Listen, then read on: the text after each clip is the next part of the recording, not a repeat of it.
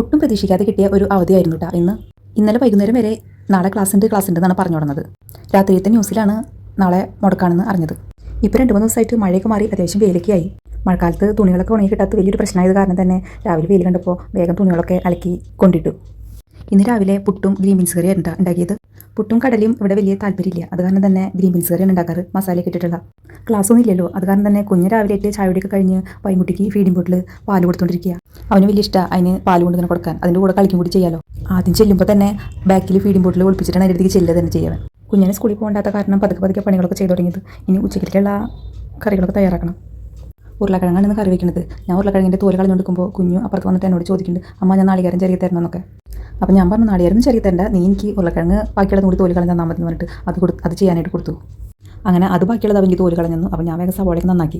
2 തരത്തിലൂടെ ഉരുളക്കിഴങ്ങ് വിൽക്കിട്ട. ഒന്ന് നാളികേരം വറുത്തരച്ചിട്ട് വയ്ക്കും, പിന്നെ നാളികേരപ്പാലിൽ വയ്ക്കും. ഇവിടെ നിന്ന് ഞാൻ നാളികേരപ്പാലിലാണ് വയ്ക്കുന്നത്. പാലിൽ വയ്ക്കുമ്പോഴാണ് ടേസ്റ്റ് കൂടുതൽ. ഇനി സവോള ഉരുളക്കിഴങ്ങൊക്കെ വേഗം അരിഞ്ഞെടുത്തുട്ടാ. ഏട്ടൻ്റെ ശബ്ദം കേട്ടപ്പോഴേട്ടാ പശു കരയണം. ഇതുപോലെ തന്നെ ഏട്ടൻ പുറത്തൊക്കെ പോയി കഴിഞ്ഞ് കഴിഞ്ഞാൽ വണ്ടിയുടെ ശബ്ദം ഗേറ്റിൻ്റെ അവിടെ വെക്കുമ്പോഴത്തേക്കും അവൾ കരഞ്ഞു തുടങ്ങും. അതെല്ലാം കുക്കറിലേക്ക് ഇട്ട് കൊടുത്തു. അതിനുശേഷം അതിലേക്ക് മഞ്ഞൾപ്പൊടി, ഉപ്പ്, ആവശ്യത്തിന് കുറച്ച് വെള്ളം അതും കൂടി ഒഴിച്ചിട്ട് നമുക്ക് കുക്കർ അടുത്തേക്ക് വയ്ക്കാം. ഇനി ഞാൻ ആവശ്യത്തിനുള്ള നാളികേരമൊക്കെ ചെറുകിയെടുത്തിട്ടുണ്ട്. മിക്സിയിലെടുത്ത് വെച്ചിട്ടുള്ള നാളികേരം ഞാൻ കഷ്ണം തൊട്ടാണ്ട് വെക്കാറുള്ള മോരുകറി തയ്യാറാക്കാൻ വെച്ചിട്ടുണ്ട്. കഴിഞ്ഞ വീഡിയോയിൽ ഞാനത് കാണിച്ചിട്ടുണ്ടായിരുന്നു ആ മോരുകറി തയ്യാറാക്കണം ഇത്. ആദ്യം തന്നെ ഞാൻ ആ മോരുകറി തയ്യാറാക്കിയിട്ട് മാറ്റി വെച്ചുട്ടാ. തൈര് വീട്ടിൽ സ്ഥിരമായിട്ടുണ്ടാവണം, കാരണം ഈ മോരുകറി ഞാൻ മിക്കപ്പോഴും വെക്കുന്നതാണ് കേട്ടോ. ഉരുളക്കിഴങ്ങ് സവോളയ്ക്ക് നന്നായിട്ട് വെന്ത് വന്നിട്ടാ. അപ്പോൾ അതിലേക്ക് മല്ലിമുളകും ഒന്ന് ചൂടാക്കിയിട്ട് കൊടുത്തിട്ടുണ്ട്. പിന്നെ ഗരം മസാലയും കൂടി അതിൽ ചേർത്ത് കൊടുത്തിട്ടുണ്ട്. പിന്നെ അതിലേക്ക് 2 പാലാട്ടാ ചേർത്ത് കൊടുത്തിട്ടുള്ളത്.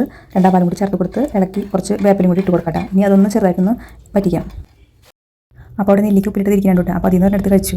നെല്ലിക്ക ഉപ്പിലിട്ട് കഴിയാറ് തുടങ്ങി. കുഞ്ഞ് സ്കൂളിൽ പോകുമ്പോൾ അവന് ഫ്രണ്ട്സിനൊക്കെ വേണ്ടി കൊണ്ടുപോകും. അങ്ങനെ വെള്ളമൊക്കെ വെച്ചിട്ട് കറി നല്ല പാകമായിട്ടുണ്ട്. ഇനി 1-ാം പാലും കൂടി ഒഴിച്ച് കൊടുത്ത് നന്നായി ഇളക്കിയെടുത്ത് കഴിഞ്ഞാൽ നമ്മുടെ കറി റെഡി ആയിട്ടുണ്ട്. ഉച്ചയ്ക്ക് മിക്കപ്പോഴും പപ്പടം ഉണ്ടാവാറുണ്ട്. അങ്ങനെ ഞാൻ പപ്പടം കൂടി ഉണ്ടായിരുന്നത് കാച്ചി. അങ്ങനെ ഇന്നത്തെ ഉച്ചഭക്ഷണത്തിന് ഇതൊക്കെയായിരുന്നു കേട്ടോ ഉണ്ടായിരുന്നത്. പിന്നെ ഉരുളക്കിഴങ്ങ് കറിയിൽ ലാസ്റ്റ് ഉള്ളി കാച്ചിട്ടുണ്ട് കേട്ടോ. അപ്പോൾ ഇത്രയൊക്കെ ഉള്ളൂ കേട്ടോ. Okay, by.